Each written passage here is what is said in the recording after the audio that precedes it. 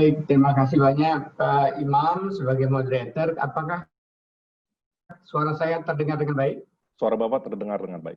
Terdengar, baik. Yang saya hormati Bapak Menteri Kelautan dan Perikanan yang mewakili sekarang, kalau ada Bu Dirjen, Bu Artati. Kemudian yang saya hormati Rektor atau Pelaksana PLT Rektor Universitas Binawan, Ibu Dr. Ayu Dwi Nindya MSI, Bapak Dekan, Pak Dr. Agung yang kita rasanya sering ketemu ya, dan beberapa webinar yang lalu juga melalui online. Terima kasih juga spesial tentunya kepada Ketua Dewan Penyantun Pak Helmi Yahya dan teman-teman semua dosen maupun mahasiswa, khususnya Ketua Program Studi Gizi dan juga adik-adik mahasiswa baik itu gizi maupun di bidang lainnya yang mengikuti baik dari Binawan maupun dari luar Binawan. Terima kasih saya diberikan kesempatan untuk sharing beberapa pengetahuan terkini dan juga basic science tentang manfaat ikan ini. Dan izinkan saya kalau udah jadikan co-host saya bisa bantu dengan insert. Oke.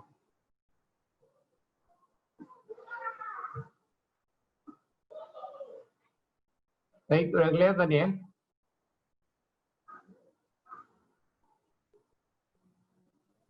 Kelihatan Prof, bagus sekali. Baik, saya memulai ini ada 1,5 menit kuis buat hadirin sekalian dalam kaitannya dengan tema yang diberikan. Mohon digunakan di chat. Mohon izin kepada moderator dan nanti mohon host nanti bisa meliput hasilnya seperti apa. Kalau pertanyaan saya nomor 1, jawabannya 1M atau 1TM ya. 1M berarti makan, 1TM berarti 1 tidak makan. Pertanyaannya kemarin dan hari ini saya makan ikan. Jawabannya kalau makan tolong chat aja 1M, kalau tidak makan ikan yang jujur 1TM gitu. Nggak ada gunanya kita membohongi diri kita masing-masing. Kemudian silakan diisi di chatnya. Kemudian pertanyaan nomor 2, jawabannya kalau nggak 2Y, 2T, supaya membedakan nanti dengan M dan TM. Jumlah ikan yang saya makan kemarin dan hari ini 2 potong atau lebih. Lebih dari 200 gram. Kalau iya, tolong ditulis chat 2Y, kalau enggak 2T. Bukan 2 ton ya, 2 ton kebanyakan.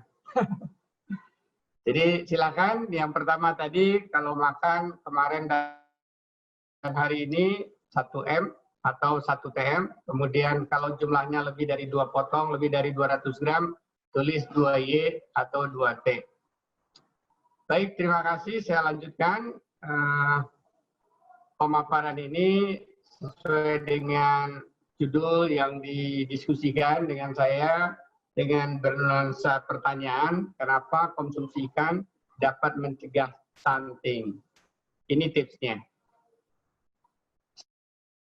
Saya bagi pemaparan ini pada 4 hal sebelum kesimpulan. Pertama, kenapa anak stunting, saya kira tadi sudah dijelaskan, saya hanya ada 1 slide untuk highlight saja. Kemudian bukti-bukti terkini ikan bisa mencegah stunting, dan kita paham benar masalah stunting ini kan mencuatnya 10 tahun terakhir ya, karena dulu orang lebih pada underweight atau gizi kurang, bukan yang dicerminkan oleh tinggi badan menurut umur, tapi menurut berat badan dulu, yang itu sifatnya sebenarnya mudah reversible gitu ya.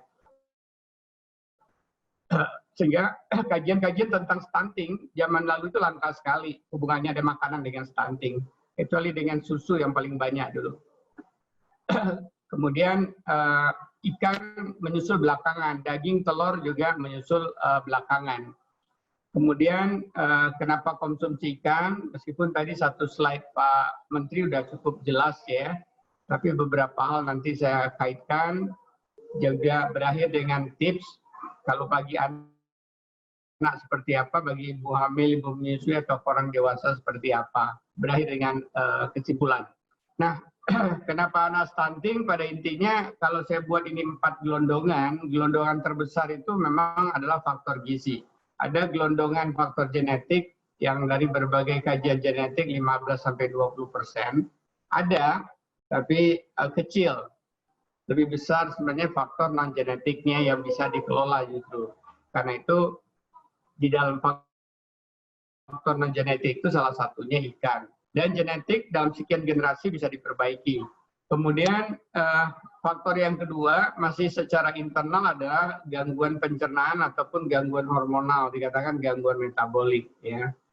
Bisa jadi itu karena barangkali memperkenalkan makanan itu nggak tepat, harusnya diberikan ASI, diberikan yang lain, terlalu cepat, makanan padat, lain sebagainya, sehingga terganggu pencernaan. Begitu juga keseimbangan hormonal langsung terjadi gangguan. Kemudian yang ketiga, kebersihan diri dan lingkungan. Tadi sudah banyak dibicarakan. Ya ini memang sangat tergantung sekali di daerah yang sangat kumuh sekali, bisa jadi faktor lingkungan bisa 50-60%. Tapi kalau daerah tadi sudah nggak kumuh, air sudah baik, tinggal faktor makanan lagi ya. Kalau genetik relatif sama, misalnya begitu. Baik.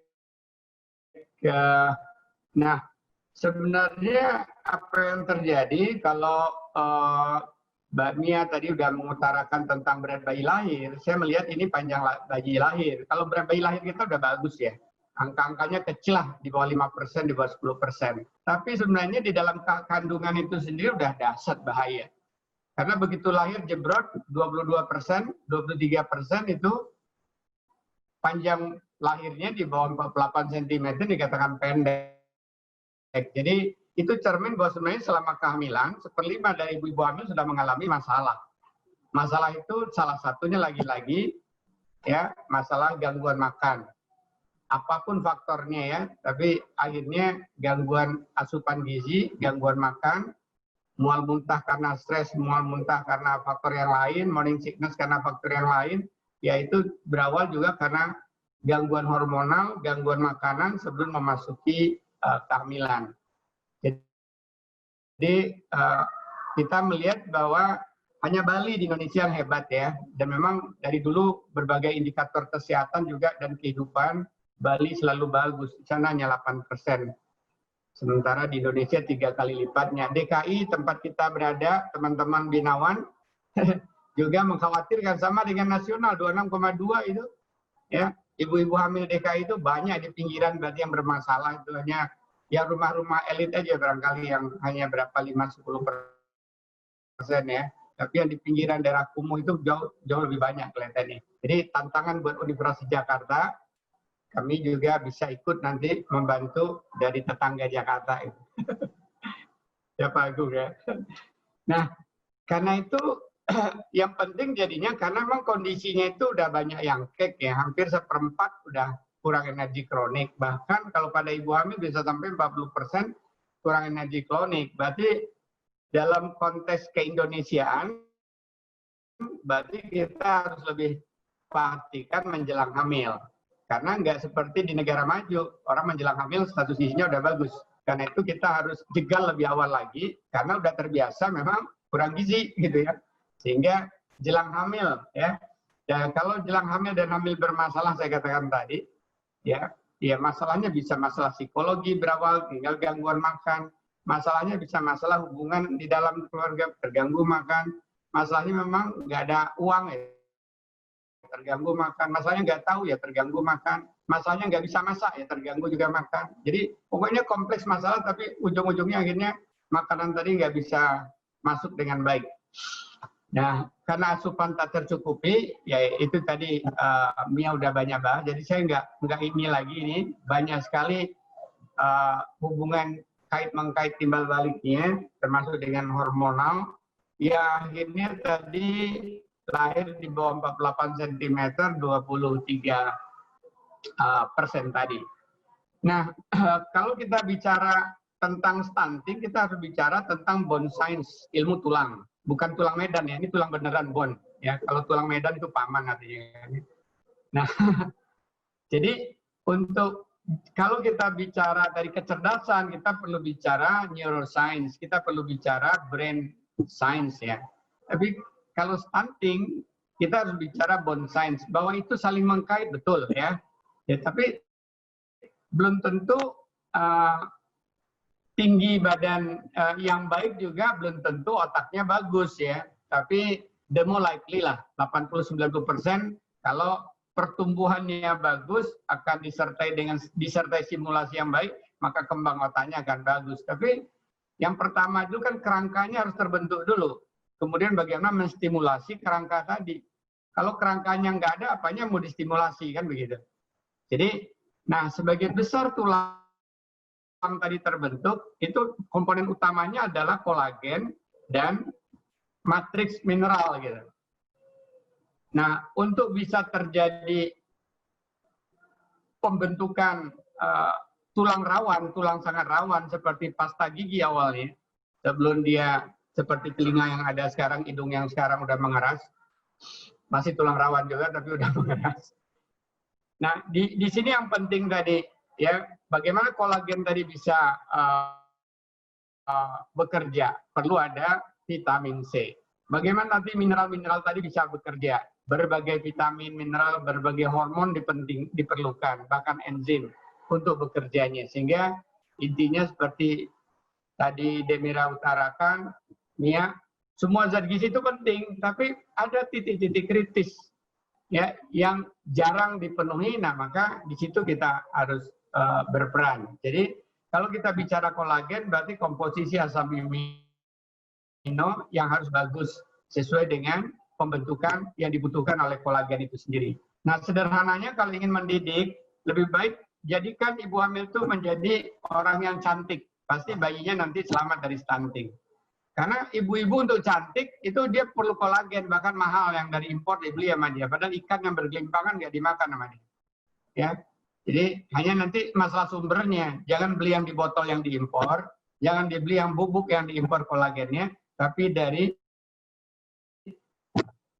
khasanah Indonesia yang banyak sekali, mulai dari kolam sampai ke laut sana. Ya, itu salah satunya. Bahwa nanti ada lagi, kita nggak bicara telur, sekarang nggak bicara daging dan susu, bahwa semuanya itu penting menyiapkan asam amino untuk pembentukan kolagen tadi. Termasuk ketika terjadinya matriks mineral tadi, ya perlu lagi vitamin C, perlu lagi vitamin D, dan mineral tadi yang paling banyak fosfor, kalsium. Fosfor kita nggak kekurangan, tapi kalsium beberapa penelitian secara tersarak hampir 40% osteopenia ibu-ibu kita antara usia 20 sampai 40 tahun. Yang harusnya itu puncak penyimpanan tulang, kepadatan tulang, tapi osteopenia nyaris keropos tulang gitu, 40% itu. Jadi gimana dia akan menyumbangkan kalsiumnya kalau dia asupannya nggak baik, berarti dia yang terkuras. Jadi kalau udah 2-3 kali hamil nanti cepat osteopenia dan tulang giginya juga cepat ompong gitu nanti ya.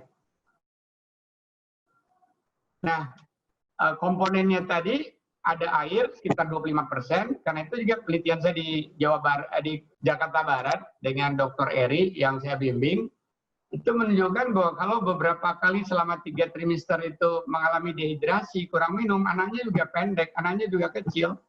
Karena untuk membentuk itu komponen air di janin itu 90% loh. Janin itu 90%-nya baik, apa air. Ya, kita aja kalau udah lahir, airnya makin lama makin turun sampai 60%, 55%. Di matriks organik yang tadi saya katakan, sebagian besar matriks organik ini berikatan dengan kolagen lagi. Air tadi juga banyak terlarut sana, diikat oleh kolagen juga. Nah, mineral tadi. Sebenarnya mineral zat besi itu kecil banget di tulang ya. Jadi besi itu memang kaitan anemi, tapi sayangnya pemerintah seringkali mencegah stunting itu dengan mencegah anemi dengan tablet tambah darah. Padahal tablet tambah darah itu hanya berperan 30% dalam mencegah anemi. 70% lagi faktor yang lain. Selain ada lagi protein ya yang tidak pernah dibagikan gitu. Ya, jadi kompleksitas zat gizi itu nyata benar, tapi yang kekurangan itu adalah sumber-sumber protein yang baik, sumber mineral dan vitamin yang bagus gitu. Nah, kita lihat ketika janin tadi di dalam ya, airnya 90%, 88%. Protein 9,5. Ketika dia bertambah umur, proteinnya meningkat. Ya, kemudian lemak tidak sebagai komposisi tubuh juga meningkat. Artinya apa? Lemak ini jadi penting gitu. Jangan ibu hamil merasa ikut-ikut ikut diet vegan. Saya lihat sekarang banyak ibu-ibu muda ya ikut diet vegan gitu. Gimana dia dapat lemak protein yang bagus kalau dia jadi diet vegan itu kan untuk ibu, tapi untuk janinnya jangan vegan-veganan, nggak benar. Ya. Nah ini kadang-kadang orang karena hanya ingin langsing, ingin cantik, tapi mencelakakan generasi selanjutnya dan dia sendiri nanti jadi cepat keropos tulang. Gitu. Jadi menurut saya edukasi yang sedikit menakutkan ini penting kepada ibu-ibu yang sok-sok vegan tadi. Ya, nah tadi Mia udah katakan, jadi review sudah menunjukkan bahwa kita penting dari sebelum hamil, ketika hamil sampai nanti 2 tahun. Nah, berapa banyak kita harus makan ikan? Evidence dari meta-analisis itu paling enggak 4 kali. Satu lagi meta-analisis 3 kali seminggu. Ya, paling aman itu kalau 5 kali. Hebat kalau 7 kali pasti udah terpenuhi. Tapi bukan hanya makan ikan teri asin 2 ekor. Itu makanya tadi saya tanyakan. Makan ikan, iya. Berapa banyak? Kalau hanya 2 ekor teri, ya nggak cukup. Ya, harus minimum itu tadi 2 porsi. Berarti 200 gram gitu kan tadi.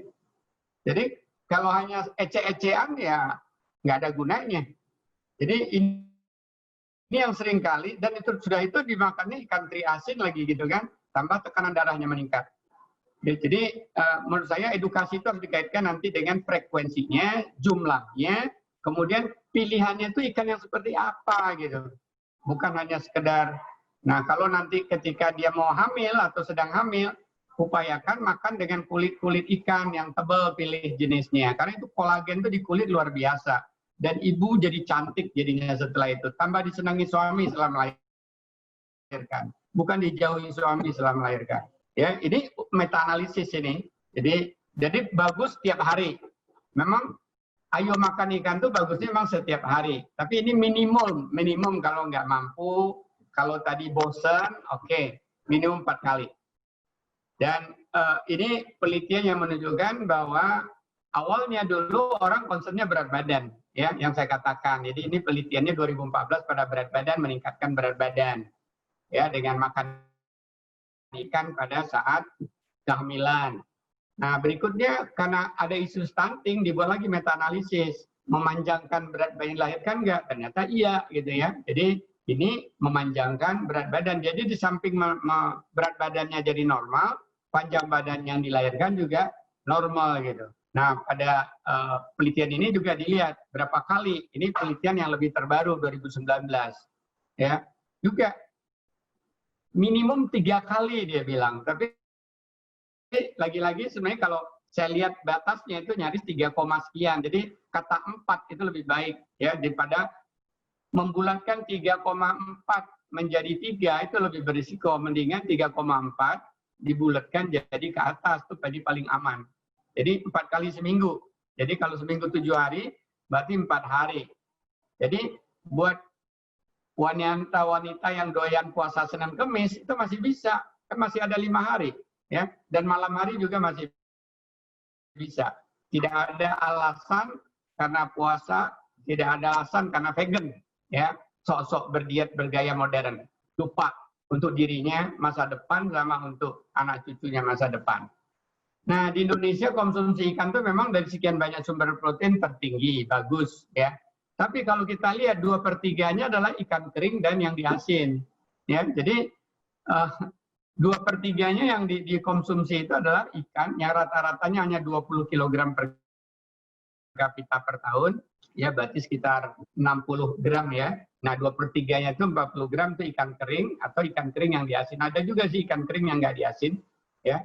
Ada yang disale, ya, ada yang diasep, ya, ada yang di apa itu yang namanya ikan cuek itu yang dari Sukabumi, ya. Nah, kalau kita lihat lagi semua zat-zat gizi tadi terlalu butuh waktu banyak kalau jelasin satu-satu. Tadi lagi-lagi pada intinya saya kelompokin ini mineral yang sebelah kiri ini di samping dia perannya tadi untuk membentuk tulang, tapi juga pada peran enzim, pengaturan metabolisme, dan juga peran bagaimana hormon growth IGF-1 dan IGF lainnya bisa terproduksi bersama dengan kolesterol. di ikan ada kolesterol tapi sedikit, nggak sebanyak yang ada di daging. Karena itu kolesterol dan asam lemak itu penting, apalagi lemak tadi yang dikatakan EPA-DHA. Jadi untuk membentuk hormon tadi kan kita perlukan, ya. Jadi jangan sampai juga ibu menjelang hamil takut makan kolesterol, gitu ya. Ya, padahal kolesterol itu penting untuk membentuk berbagai hormonal pada tubuh kita. Dan vitamin-vitamin ini juga, terutama tadi yang vitamin A udah banyak kaitannya dengan imunitas. Nah, kalau kita lihat, orang seringkali mendewa-dewakan ikan salmon kan gitu ya. Jadi sesungguhnya kalau kita punya ikan kembung, ya, untuk omega 3-nya, EPA-DHA-nya tadi, sebenarnya kita ikan kembung dan itu cukup populer ya, ikan kembung tadi. Kalau orang doyan makan ikan laut, tapi ada juga orang nggak suka makan ikan laut. Ya kalau doyan makan ikan laut biasanya kembung, dan itu sangat populer di pasar, harganya terjangkau, itu tinggi, ya, lebih tinggi dibanding yang ada di ikan salmon. Dan di ikan kembung kita kolesterolnya lebih rendah dibanding di ikan salmon. Proteinnya sedikit lebih tinggi. Jadi artinya memang hanya cita rasanya aja barangkali beda sama melihat warnanya. Wih, warna salmon gimana gitu ya, merah ceria gitu. Ya, jadi itu tadi kalau yang ingin interest membandingkan zat gizinya, saya nggak terlalu lama di sini, habis waktunya nanti. Kemudian dibanding telur, dibanding daging, ikan ini ada ribuan jenis. Jadi cita rasa tadi bisa benar kita kelola dengan nggak suka ikan A, bisa ikan B. Nggak bisa B, bisa C, bisa D, bisa Z ke 100 sekian. Ya. Kemudian cara pengolahannya juga banyak. Dari nilai-nilai tradisional yang paling bagus ya. Steam sama pepes is the best way to cook. Ya. Kalau tadi kita ingin menyelamatkan. Kemudian sekarang gaya presto ya, untuk melayani yang meningkatkan asupan fosfor sama zinc sama kalsium tadi, sebaiknya di presto ya, sehingga tulang-tulangnya, kulit-kulitnya bisa dikonsumsi, sehingga itu udah semua zat gizi yang diperlukan tadi untuk pembentukan tulang tadi sudah bagus di sana. Jadi keunikan ikan tadi, cita rasa, warna, kemudian nilai-nilai tradisional dalam pengolahannya dari barat sampai ke timur itu bisa ribuan jenis ngolah. Soto ikan aja ada ratusan jenis soto ikan, ya. Gulai ikan aja ada ratusan jenis gulai ikan, ya. Kemudian ikan di asap juga ada puluhan bahkan ratusan jenis juga ikan asap. Saya nggak akan bahas ini 1000 APK sudah. Sekarang tipsnya. Tipsnya saya bagi pada 2 kategori besar saja karena kaitannya dengan mencegah stunting. Pertama, buat remaja dan ibu hamil. Termasuk bapak-bapak yang ingin kulitnya bagus ya. Kalau bapak-bapak ingin kulitnya kasar, hiraukan pesan saya ini. Ya. Ya, berkulit. Jadi pilihlah ikan-ikan yang berkulit dan tebal. Kalau ikan darat biasanya ikan patin itu relatif tebal kulitnya ya. Dan tulangnya lembut. Nah, kalau kita berada di Kalimantan itu ikan seluang tadi ya, yang kecil-kecil, ketika digoreng itu semua bisa dimakan saat tulang-tulangnya, atau teri-teri kecil, atau wader kalau di Jawa, atau di Bogor dulu pernah ada namanya baby fish, sekarang udah hilang dari pasar ya, baby fish. Anak ikan balita, anaknya si ikan mas kayaknya ya, dulu kecil-kecil dijual sehingga dikriuk-kriukkan gitu. Itu kaya kolagen, kaya mineral dan zat gizi lainnya. Apalagi kalau diolahnya tadi dengan cara presto, bukan digoreng gitu ya. Jadi lebih minim kerusakan dari zat-zat gizinya. Dan bandeng presto itu bisa dimakan sak kepalanya juga ya. Jadi tulangnya bisa, semua mineralnya jadi nggak ada yang tersisakan. Itu salah satu keunikan dari cara presto. Tapi kalau buat orang-orang yang nggak suka presto, dia hanya ngupil-ngupil dagingnya berbumbu, jadi cara di steam itu juga paling safe, di steam ya, dengan ditambah jahe, jeruk untuk mengulangi rasa amis ketika mempreparasinya. Kalau di Jawa Barat dan juga beberapa daerah tertentu juga dikenal namanya pepes ya, dan itu cukup populer. Dan pepes yang di presto itu juga bisa meningkatkan asupan mineral. Nah, berapa banyak jumlahnya? Kalau kita lihat di pesan gizi seimbangnya Kemenkes, ya, itu untuk lauk hewani 3 porsi 1 hari, tapi itu sebaiknya beragam, tidak hanya ikan. Tapi kalau bisanya hanya ikan, ya apa boleh buat. Baiknya ada ikan, kadang-kadang diselingi ada telur, karena di telur vitamin A-nya jauh lebih tinggi lagi gitu ya. Kemudian kolinnya lebih tinggi lagi. Jadi silakan saja, tapi 3 porsi tapi di dalam ukurannya Kementerian Kesehatan ini A 50 sampai 70 gram, berarti 150 sampai 200 gram. Tapi kalau tadi yang dikaitkan ketika hamil ingin mencegah stunting, ya 4 kali 1 minggu, 4 kali porsinya 200 tadi, 800 gram 1 minggu, berarti sekitar 1 hari 125 gram. Nah, kalau buat anak, tentunya ini harus kepiawaian orang tua untuk membuat ya, karena dia harus bebas dari yang tulang, kemudian bebas dari padatan, sehingga harus dibuat yang lunak, ya, bahkan beberapa cara seperti tadi udah kombinasi warna disiapkan minyak tadi ya, untuk ada dengan sayur, ada dengan buah, dan kesiapan ibu biasanya yang masalah di sini.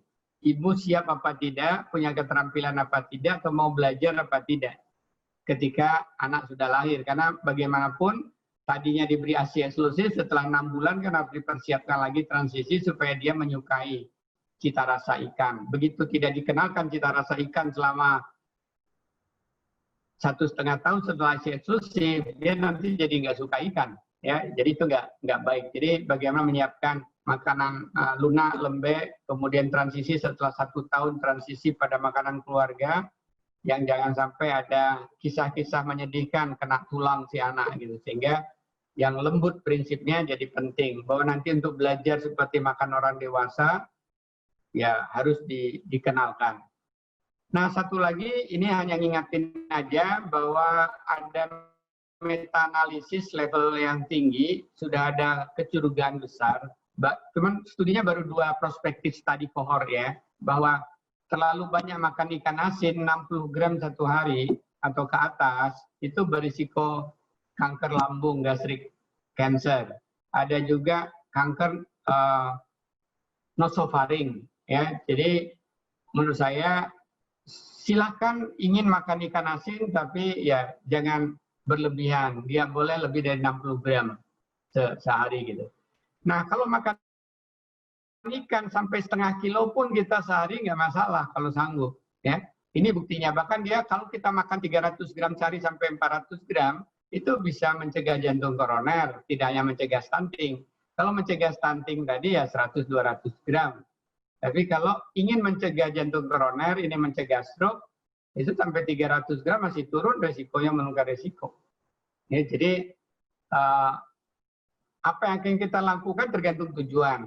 Kalau hanya sekedar buat anak, bukan untuk kita investasi masa depan, ya udah makan aja tadi 150-200 gram. Tapi kalau sekalian untuk kita, berarti ada porsi makanan lain yang kita kurangi. Ya, nasinya kurangi sedikit, bisa jadi lauknya daging atau tahunya kurangi sedikit, tempe misalnya tetap ada, supaya porsi ikannya bisa lebih besar. Jadi kesimpulannya ada banyak faktor sebenarnya penyebab stunting, tapi main faktornya adalah tadi faktor makanan dan bagaimana masuknya makanan ke dalam tubuh. Kemudian ikan terbukti bermanfaat, tidak hanya untuk pertumbuhan mencegah stunting, tapi juga untuk kembangnya dan juga untuk mencegah penyakit-penyakit di hari dewasa kelak. Dan konsumsi ikan yang aman dan cukup dalam konteks gizi seimbang, jumlahnya tadi saya sudah terangkan, frekuensinya sudah terangkan, dapat mencegah stunting. Tapi tidak berarti bahwa sumber protein yang lain tidak bisa mencegah stunting ya.